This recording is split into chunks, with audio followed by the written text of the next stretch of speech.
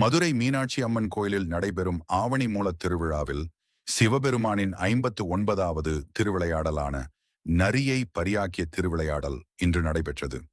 அரிமர்த்தன பாண்டியனின் அவையில் அமைச்சராக இருந்தவர் வாதவூரார். மன்னன் அவரிடம் குதிரைகள் வாங்கி வருவதற்காக பெரும் பொருளை கொடுத்து அனுப்பினார். வழியில் திருப்பெருந்துறையில் சிவபெருமான் குருவாகத் தோன்றி வாதவூராரை ஆட்கொண்டார். சிவத்தொண்டில் ஈடுபட்ட வாதவூரார் குதிரை வாங்குவதற்காக கொடுக்கப்பட்ட பணத்தில் ஆவுடையார் கோவில் கட்டினார். குதிரைகள் வராததால் கோபமடைந்த மன்னன் வாதவூராரை சிறையில் அடைத்து துன்புறுத்தினான்.